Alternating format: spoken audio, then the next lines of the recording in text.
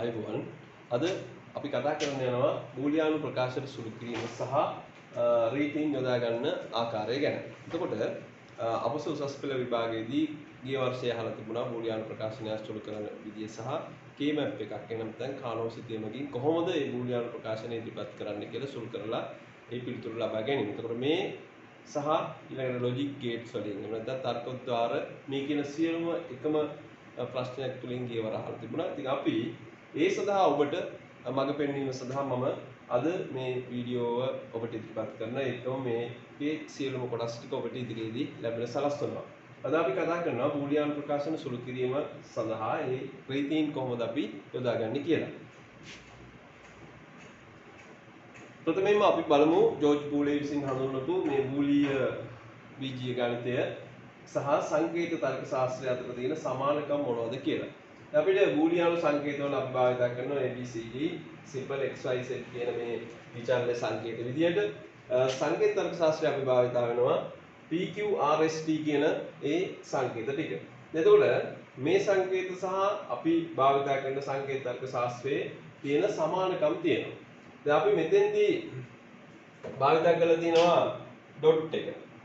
A.B කියලා අපි ඒක පෙන්නලා තියෙනවා. එතකොට අපි ඩොට් එකෙන් කියන්නේ සංයෝජකයේ සංකේත තර්ක ශාස්ත්‍රයේ. එතකොට P සංයෝජක Q ඒක සමානයි බූලියානු බීජීය ගණිතයට අනුව A.B වලට.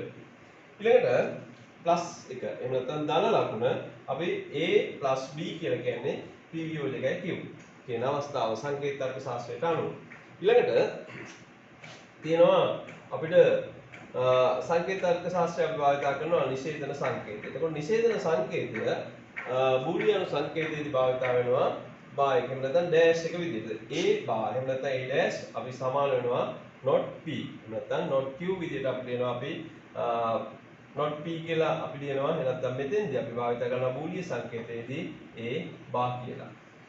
ඊළඟට 01 එක අපි භාවිත කරනවා අපේ සංකේත තුළ සංකේත තර්ක ශාස්ත්‍රයේ භාවිත වෙන්නේ TF කියන එක.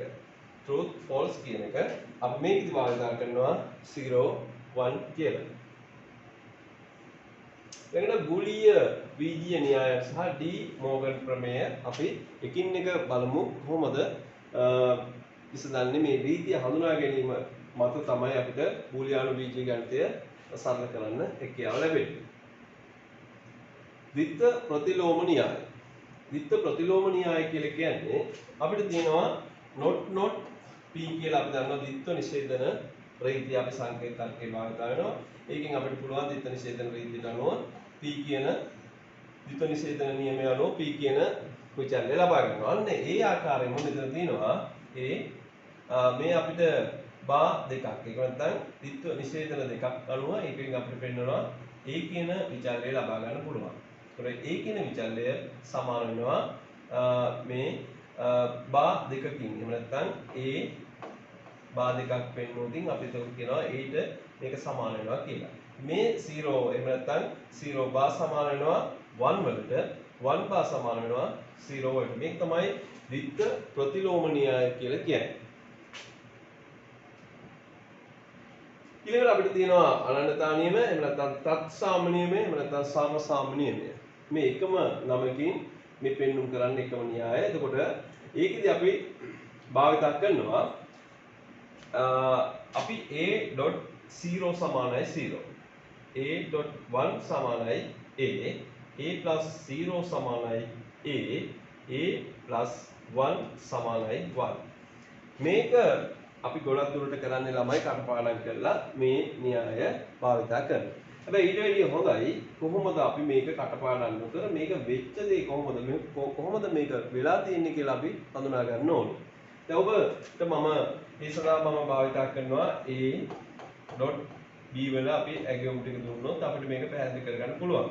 01 00 11 01 01 එතකොට 00 අපි දන්නවා 0 වෙනවා 01 0 වෙනවා 10 0 වෙනවා 11 1 වෙනවා. එතකොට මෙන්න මේ අවස්ථාවේදී බලන්න දැන් බූලියානු විචල්‍යයක් හා ඇගයුමක් සමග තමයි අනන්‍යතා නියමය යෙදෙන්නේ. බූලියානු විචල්‍යයක් සහ ඇගෙවුමක් සමග තමයි අනන්‍යතා නියමයේ ඉදිරිය තියෙන්නේ. එතකොට බූලියානු විචල්‍ය අපිට පේන්න තියෙනවා. මේ A කියලා පෙන්වන්නේ බූලියානු විචල්‍ය. ඇගෙවුම තමයි මේ 0 සහ 1 වලින් පෙන්වලා තියෙන්නේ. එතකොට බූලියානු විචල්‍යයක් සහ ඇගෙවුමක් සමග ඉදිරිය තියෙනවා නම් අපි ඒකට කියනවා අනන්‍යතා නියමයෙන් තමයි ඒක විසඳෙන්න ඕනි කියලා. එතකොට බූලියානු විචල්‍ය 0 වුණොත් අපි AND ගේට් එකකින් සම්බන්ධ වෙච්ච විචල්‍ය දෙකක් තිබුණොත් බලන්න 0 වෙච්ච අවස්ථාවක 0 වුණු අවස්ථාවක අපිට ලැබෙන ඇගෙවුම වෙන්නේ 0 තමයි. මේ 0 වුණු අවස්ථාවේදී ඇගෙවුම ලැබිලා තියෙන්නේ අපිට 0 තමයි. මේ බලන්න මෙන්න මේ අවස්ථාවල එතකොට ඒක තමයි මේ කියන්නේ A1 0 ලැබුණොත් අපිට ලැබෙන ඇගෙවුම 0 වෙනවා. 0 වුණු අවස්ථාවක අපිට ලැබෙන්නේ ඇගෙවුම 0 කියලා අපිට ලැබෙනවා. එතකොට බලන්න A.1 සමානයි A. ඔන්න අපිට මේ 1 කියන අවස්ථාවත් එක්ක දැන් A කියන එකේ ඇගෙවුමක් දීලා තිබුණොත් අපිට ලැබුණොත් අපි හිතනවා A කියන එකට අපි 1 කියන ඇගෙවුම ලැබිලා තිබුණොත් අපිට ලැබෙන ඇගෙවුමත් A එක්කම ලැබෙන ඇගෙවුමත් A බවට පත් වෙනවා. මේකෙම රූපය මේකේ පෙනී සිටිනවා. අන්න ඒක තමයි මේ කියන්නේ. A.1 එක ලැබෙන්නේ A.1 ලැබෙනවා නම් මෙන්න මෙයාට සමාන ඇගෙවුමක් මෙතන ලැබෙනවා. විචල්‍යයක් මෙතන ලැබෙනවා කියන එක. ඊළඟට A+0 අපි බලමු A+0 එක A+B එක කොහොමද හැදෙන්නේ? බලමු 0 0 1 1 0 1 0 1 අපි ප්ලස් එකේදී 0 0 තමයි 0 වෙන්නේ අනිත් හැම අවස්ථාවකම 1 වෙනවා. එතකොට බලන්න A plus 0 A වෙනවා. බලන්න 0 ලැබුණු වෙලාවට හරිද 0 ලැබුණොත් මේ A ගන්නා එකේ රූපය තමයි ලැබිලා තියෙන්නේ. මේ ඇගෙවුම නෙවෙයි බූලියානු විචල්‍යය ගත්ත රූපය තමයි ඇගෙවුම විදිහට ලැබෙන්නේ. එතකොට 0 වන අවස්ථාවේදී එක ඇගෙවුමක්. එතකොට බූලියානු ඇගෙවුම තමයි මේ බූලියානු විචල්‍ය ඇගෙවුම ගත්ත රූපයම තමයි අපිට ඇගෙවුම විදිහට ලැබෙන නිසා A+0 සමානයි A බවට පත් වෙනවා. ඊළඟට A+1 සමානයි 1 වෙනවා. බලන්න 1 වෙන අවස්ථාවේදී මොකද වෙලා තියෙන්නේ කියලා. මේ 1 අපිට ඇගෙවුම 1 ලැබුණු හැම අවස්ථාවකම අපිට ඇගෙවුම ලැබිලා තියෙන්නේ 1 කියලා. නිසා ඒක තමයි මේ පෙන්වුම් කරන්නේ. ඊළඟට අපිට තියෙනවා තදේව භාවී නියමය. තදේව භාවී නියමයේදී ඒකත් අපිට පැහැදිලි වෙනවා A.A සමානයි A. A.A බා සමානයි 0. A.A සමානයි A. A.A බා සමානයි 1. මේක බලමු අපි ඒ විදිහටම ගමු දීලා A.B එක 0 0 1 1 0 1 0 1 0 0 0 1 බලන්න A.A ගත්තොත් අපි හිතමු A ටත් 0 B ටත් 0 නම් A ගත්ත රූපය තමයි අපිට ඇගෙවුම් විදිහට ලැබෙන්නේ. අන්න ඒක අපි මේකෙන් පැහැදිලි කරනවා. මේ A වලට ඇගෙවුම 1 වෙලා තියෙනවා B වල ඇගෙවුමත් 1 වෙලා තියෙනවා. A ගත්ත රූපය තමයි එතකොට A ගත්ත රූපය තමයි අපිට ඇගෙවුම් විදිහට ලැබෙන්නේ. අන්න ඒ නීතිය තමයි අපි මේ පෙන්නන්නේ A.A සමානයි A කියලා. බලමු A.A බා A බා සමානයි 0. බලන්න A මෙතන තියෙනවා නම් A මේ තියෙන්නේ ඒකට විරුද්ධ එකක් තිබුණා. අපි ඒකට විරුද්ධ එකක් මෙතන තිබුණා. A බා කියලා කියන්නේ ඒක විරුද්ධ එක. එතකොට එහෙම වුණොත් ඇගෙවුම 0 වෙනවා. ඒ තමයි මේ. බලන්න මෙතන මෙතන A0 වෙලා තියෙනවා.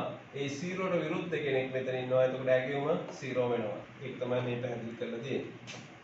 ඊළඟට අපි බලමු O ගේට් එකක කොහොමද භාවිත වෙන්නේ කියලා. A+B එක 0 0 1 1 0 1 0 1 දැන් A+B O ගේට් එක නම් අපිට 0 0 0 වෙනවා. අනිත් හැම අවස්ථාවකම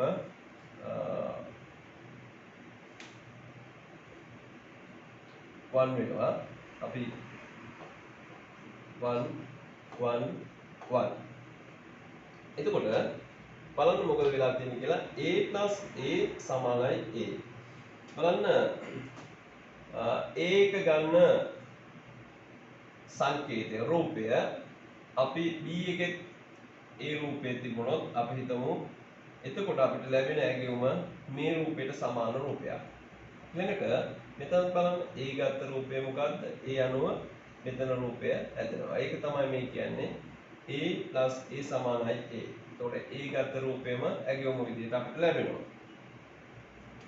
ඊළඟට a බා සමානයි වා.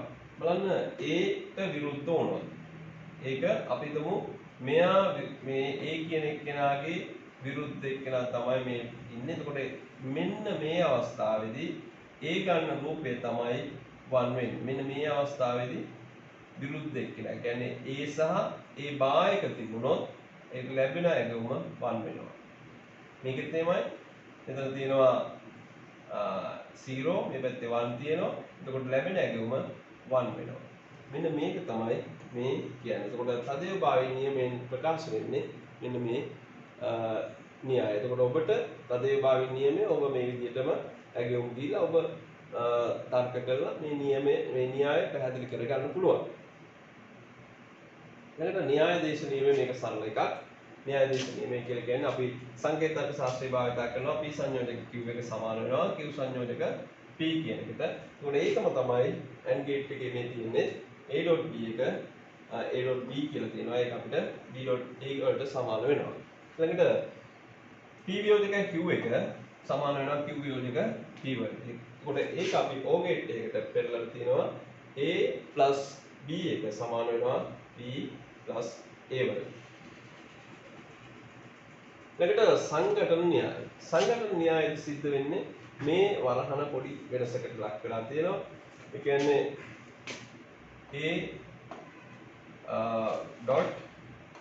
a.b.c කියලා අපිට වරහන මේ විදිහට යොදා ගන්න පුළුවන්. මේ තියෙන්නේ අපිට සංඝටන න්‍යායට අනුව මේ විදිහට වරහන වෙනස් කර ගන්න පුළුවන්. ඊළඟට අපි හිතමු a b c කියන එකෙත් අපිට a b c කියලා අපිට ඒක ටික වෙනස් කර ගන්න පුළුවන්. මේකට අපි කියනවා සංඝටන නියමය කියලා. ඊළඟට විඝටන නියමය. විඝටන නියමයේදී පොඩි වෙනසක් වෙනවා. ඒ කියන්නේ මෙන්න මෙතන තියෙන ගේට් එක අනුව. මෙතන තියෙන ගේට් එකෙන් තමයි මෙයාලා සම්බන්ධ වෙන්නේ. එතකොට අපි සම්බන්ධ කරගන්නවා මෙන්න මේ තියෙන වරහන් පිටින් ඉන්න ඒ විචල්ය සම්බන්ධ වෙනවා වරහන් ඇතුලේ ඉන්න විචල්යන් සමග. එතකොට සම්බන්ධ වෙන ගේට් එක තමයි මේ එළියේ අපි වරහන් පිටින් තියෙන ගේට් එක තමයි අපි සම්බන්ධ කරගන්නේ. එතකොට a.b a.c එක තමයි අපිට ලැබෙන්නේ මේ විඝටන නියමයට අනුව මෙන්න මේක යොදාගත්තොත්. ඊළඟට බලමු අපි a bc කොහොමද වෙන්නේ කියලා. එතකොට ඒකෙත් අපිට පේනවා a මෙතන තියෙන සංකේතයත් එක්ක මෙයා සම්බන්ධ වෙනවා. ඒ වගේම මෙයා සම්බන්ධ වෙනවා. එතකොට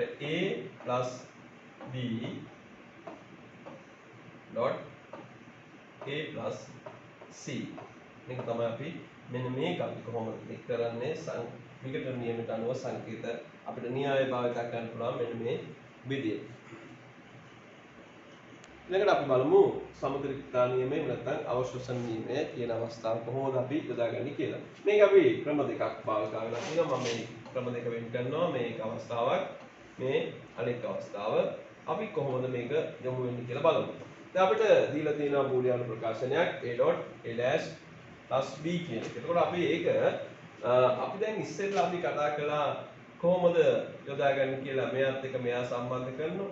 අපි විඝටනයක් කරගන්නවා නේද? එතකොට ඒ අනුව අපිට ලැබෙන පිළිතුර තමයි මේ තියෙන්නේ. එතකොට ඒ අනුව අපිට පේනවා දැන් a.a බා සමානයි 0 වෙන අවස්ථාවක් අපි කතා කරලා ඉතින් අද ඒ භාවය නියමයේ. එතකොට ඒ අවස්ථාව තමයි මේ යෙදලා තියෙන්නේ a.a බා සමානයි 0. එතකොට a.b. එතකොට 0 ab සමානයි ab කියලා අපිට උත්තරේ පිළිතුර ලැබෙනවා. මේ අපි පෙර න්‍යායයන් භාවිත කරලා සමතුලිතතා නියමය යොදාගත්තා. හැබැයි ඊට වැඩි කෙටි ක්‍රමයක් මෙතන තියෙනවා. බලන්න මේ වරහන් පිටින් a.b a dash plus b. අපි මේ අවස්ථාව මම යොදාගත්තා මේකට ඔබට පැහැදිලි කරගන්න. දැන් අපි මෙතන භාවිතා කරලා තියෙනවා a dot a bar plus b නේ. එතකොට a අපි මෙතන දැන් භාවිතා කරලා තියෙන මෙන්න මේ a මෙතන ඉන්න a තමයි මෙයත් එක්ක සම්බන්ධ වෙන්නේ. ඒ තමයි මේ. ඒක මෙතන ඉන්න ගේට් එක තමයි අපි මේ ඩොට් එක විදියට යොදාන්නේ. එතකොට දැන් අපි මෙන්න මෙයත් එක්ක සම්බන්ධ වෙනවා. හැබැයි මෙයා ඉවත් වෙනවා. එතකොට a මෙතන ඉන්න ගේට් එක ඩොට් එක a ඩොට් අපි a ඩොට් එක ගත්තා. a ඩොට් ඊට පස්සේ මෙතන ඉන්නවා b එක අපි ගත්තා. දැන් ඔන්න එතකොට මෙතන තියෙන අපේ O ගේට් එක ඉවත් වුණා. මෙන්න මෙතන ඉන්න AND ගේට් එකත් එක්ක මෙයා සම්බන්ධ වෙනවා. එතකොට A dot B එක අපිට ලැබෙනවා මේ අවශෝෂණ රීතිය නැත්නම් සමතුලිතතා නියමය අනුව. දැන් බලමු අපි ඊළඟ අවස්ථාව. දැන් අපි බලමු ඩී මෝගන් නියමය කොහොමද යොදාගන්නේ කියලා. දැන් ඔබට සමාන තර්ක ගොඩනැගීම කියන පාඩම සම්බන්ධ වෙලා ඇති. නැත්නම් මම ඉදිරියේදී ඒක ඔබට පැහැදිලි කරනවා. අපි බලමු සමාන තර්කයක් කොහොමද O ගේට් එක. එහෙම නැත්නම් P අපි බලමු P වියෝජකයි Q කියන මේ තර්කයට සමාන තර්කයක් ගොඩනගන්න කියලා. එතකොට අපි දන්නවා AND ගේට් එකකින් කොහොමද නැත්නම් සංයෝජකයකින් කොහොමද සමාන තර්කයක් ගොඩනගන්නේ කියලා. එතකොට අපිට ලැබෙනවා අපි මේ හැම එකකම ඒ කියන්නේ not P සංයෝජකයි not Q ඒ වගේම මුළු තර්කයම නිෂේධනය කරනවා. මේක තමයි අපි ඩී මෝගන් ප්‍රමේයදී භාවිතා වෙන්නේ. අපි බලමු අපිට කියලා තියෙනවා a.b කියන අවස්ථාව. a.b එකට කොහොමද අපි දෙන්නේ කියලා. එතකොට මේකම තමයි අපි භාවිතා කරන්නේ. අපි මේ අවස්ථාව බලමු. a.b එකට අපි සමාන කරනවා. එතකොට අපිට ලැබෙනවා a